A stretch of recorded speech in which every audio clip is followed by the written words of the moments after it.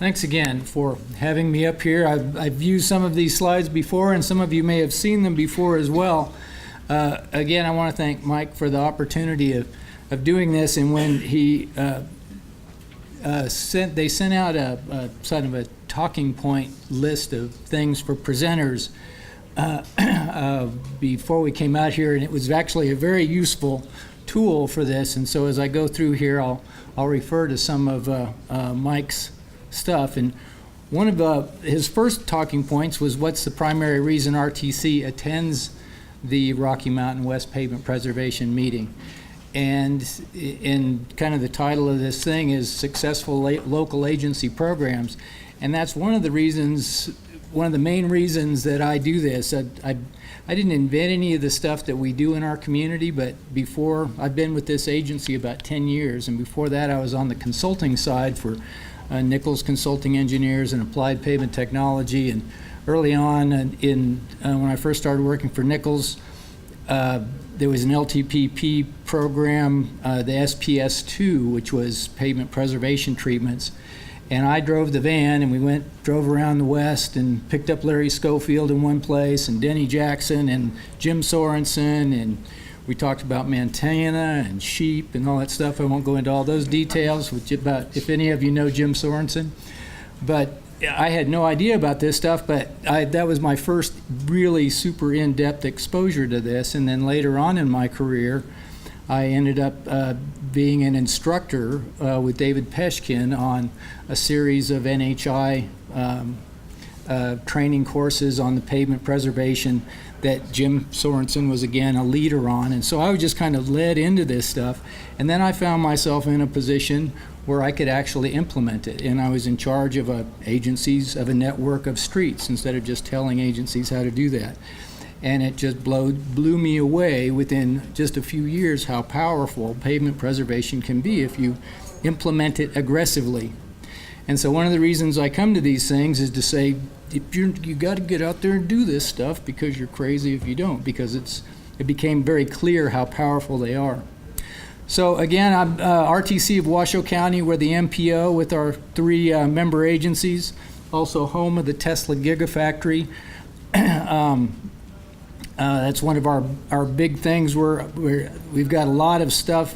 We went, again, as I mentioned earlier, we had we've always been a boom and bust community, and now they're telling us the boom is here, and this time it's going to stay, because we've got all of these huge high-tech facilities that are beginning to come to town and get themselves out of the California environment that makes their processes very challenging. I talked about our fuel tax already. One of the things that I didn't mention is that index fuel tax, again, we've got it tied now to the producer price index, but we also, there's a state fuel tax. We index that and keep that. The federal fuel tax that hasn't been raised since 1993, we index that and keep that portion. And the diesel fuel tax that hasn't been raised since 1983, we index that and we keep that portion as well. The state has been talking about trying to index their own fuel tax, and we're interested in finding out whether or not we can index their index, but that's a question we haven't got to answer yet. But anyhow, that's, again, we have a sustainable revenue stream, and so that works out very well for us. As I said, the regional roads, the ones that I'm responsible for specifically, are about 1,500 lane miles. The other 3,500 lane miles are primarily residential. VMT distribution, you get about 8% of the miles traveled in the area are on the residential, 50% on our network, and the other 42% on our 2 interstate systems that NDOT's responsible for. We talked earlier about the trigger points that we use in our program, so I'll blow through some of these. We have, again, that cost effectiveness of our preservation treatments. We have an ongoing research budget with the University of Nevada, Reno, and that's helped us provide these slides that I talked about before.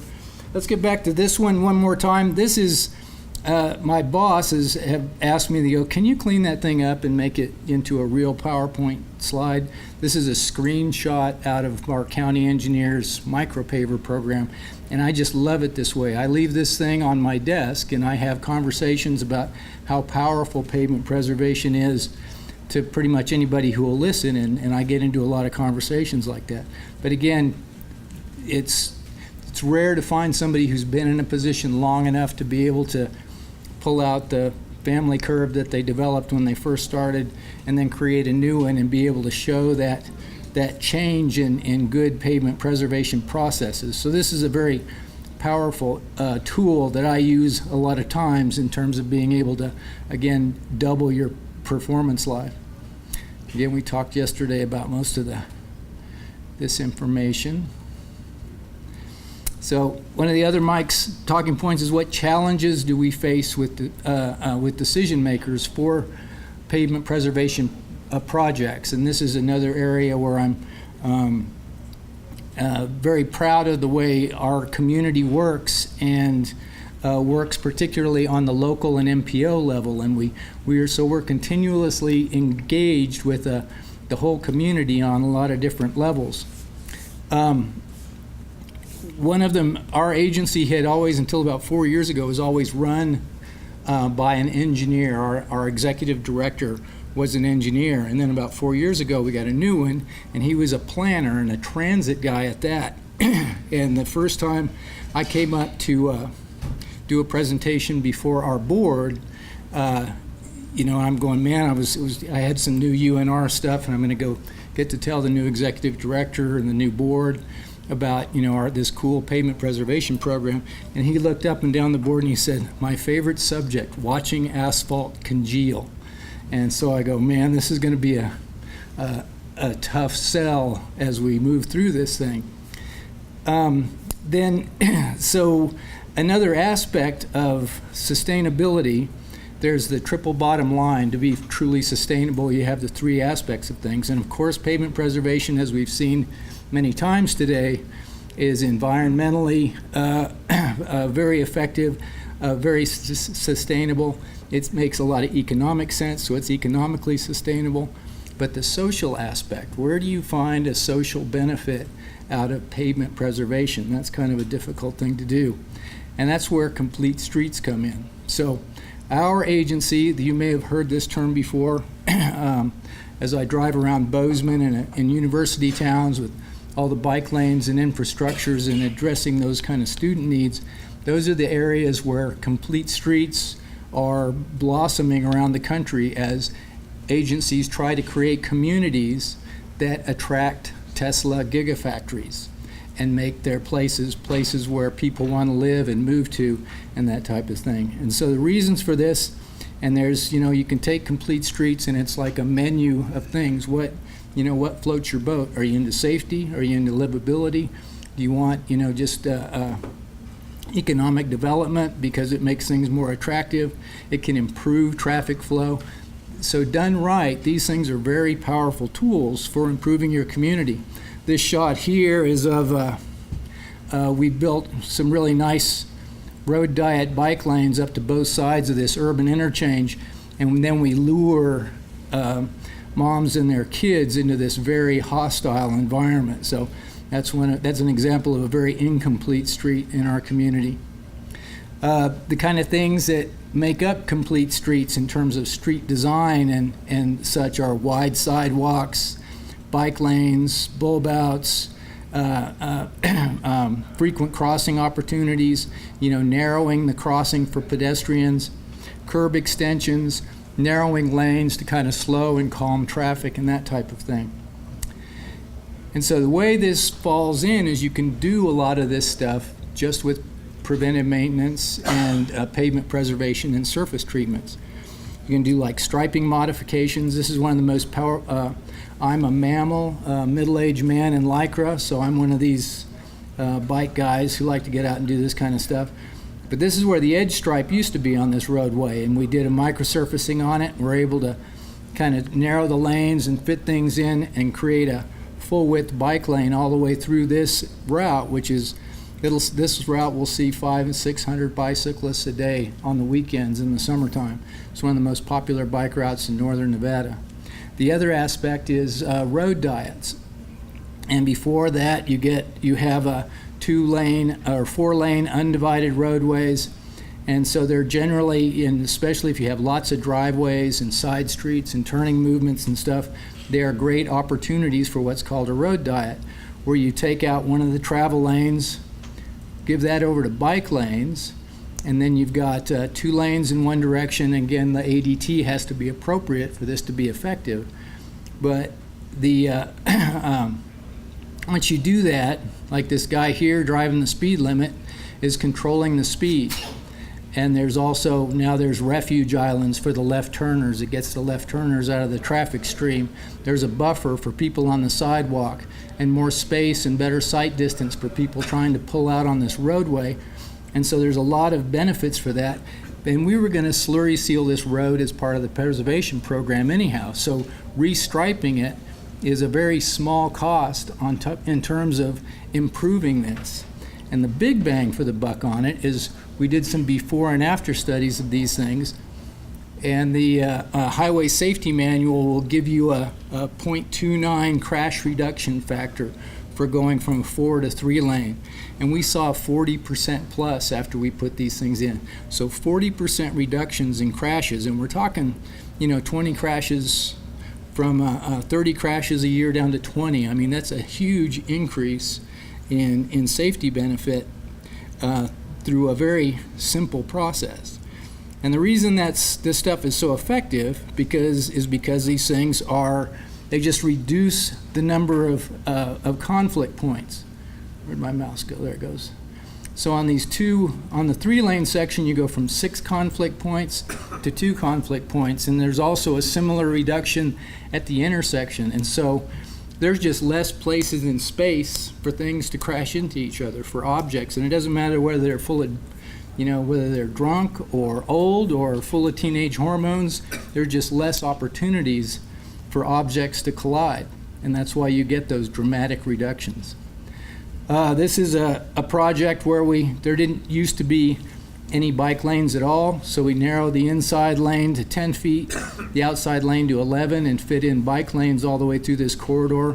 There's things you have to do when you're doing adjustments. We have part of our pavement preservation program, we have budget for doing striping design when we find opportunities to do this restriping stuff and do lane reconfigurations. You got to look at signal head placement and keep monitoring the signal timing once you do this stuff. Loop detection, it surprises me how often we don't have to touch the loop detection when we move the lanes dramatically, but we have budget for doing that kind of stuff. And then you have to continually evaluate the traffic flows through that process. There's some added maintenance costs in our city of Reno. We do the first striping and then they're responsible for it a couple times a year after that. And they always complain about how much more work they do. Also, there's a honeydew aspect of this. On the on the preventive maintenance program that we have, one of the things that is very popular now amongst our city council members are RRFB, rectangular rapid flashing beacons. And so everybody wants one of those in their area, and through the pavement management program, through the slurry seal program, they'll say, hey, we want this here, and somebody will come before the board, and our executive director will look over and say, well, we'll look into that. And he'll look at my boss, and my boss will say, can we do that? And I'm going, yeah. And I mean, we can have it out within the next 3 weeks. And the next meeting, that city council person will look at the executive director and say, man, thank you for doing that. And he'll look at my boss, and my boss will turn around and go like that. I mean, it's just a very easy thing to make a lot of political points. And I touched a little bit about, how having a good program gives you opportunities for funding and grant programs. And there was a TCSP grant, Transportation Community and System Preservation Grant, that the feds had out for a while, which exactly is kind of what this concept is about. And it was $1.5 million grant or so, and we went after it, and we're talking, it was like a 30% match or something. and it was in this corridor, and we were going to be slurry sealing and potentially doing a road diet in this area anyhow. And we had this meeting on how we were going to brainstorm it, how we were going to get the grant. And I go, well, let's just use the slurry program as the grant. So we broke this out and used that. Again, we were going to do it anyhow. And we ended up leveraging $1 million project. And we got these nice wide sidewalks, much improved pedestrian environment, bus stations, bulb outs, and here's the slurry seal that helped leverage that and pay for it all. So my boss, whose favorite thing was watching asphalt congeal, you say pavement infrastructure to him, and his eyes kind of roll back up in his head and stuff. If you've ever talked to planners, I'm sure you're familiar with that reaction. But he now is very, very pleased with his pavement program. And again, I talked the other day about having the equity in the system that we do that's enabled us to defer maintenance or put it all into one corridor, and I'll leverage that to buy 6 rapid transit buses and build the stations associated with them, fix all the pavement and the wider sidewalks and everything else that's in there. One last thing, we were talking about, if you Google chip seal images, you will always come up with it's amazing how often a bicycle gloved hand holding half-inch chips shows up. And so anyhow, making these roads, these surfaces compatible with bicycles is something Matt, your materials guy, was talking about the other day. And we've been involved in a study associated with that thing. This is UC Davis did a study. Caltrans did a half-inch chip seal, and they even made it more aggressive because they only wanted to do it once on Highway 1 by San Luis Obispo, and they got flamed which is probably one of the most popular recreational bicycle routes on the planet. I mean, there were blogs from Finland that were giving them a hard time, and so, John called me up and I said, well, just, put a Type 2 slurry on top of it and it'll fix it. And that was going to cost like a couple $1 million for as much stuff as they did. So they hired, they had UC Davis come take a look at this, and there'd been a lot of studies on how roads break bicycles, but not how roads break bicyclists. And so they did this study on surface treatment, macro texture, and bicycle ride quality. And so this study has been, and so they got a bunch of interviews and stuff. They went out and rode around. They put accelerometers, mounted them on a bicycle. They got laser texture measurements, and then they correlated that to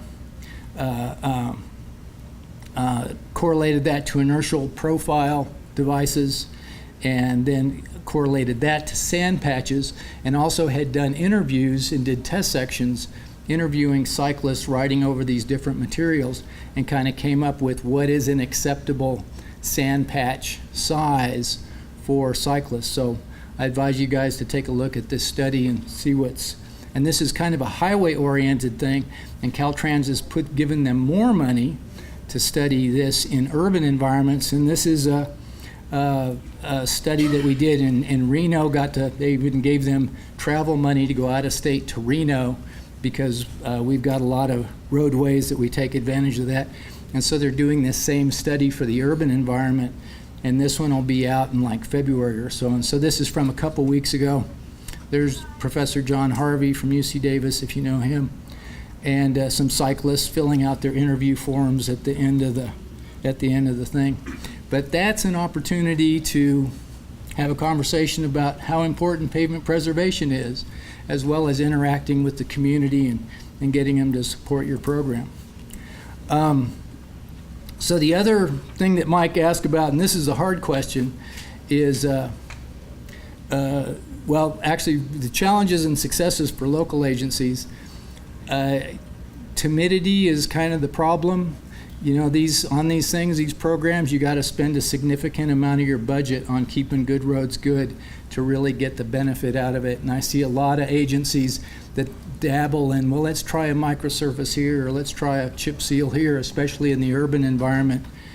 And it needs to be robust and significant, and then you really start to reap the benefits in longevity, and then get the additional assets of being able to do these other cool things with your program.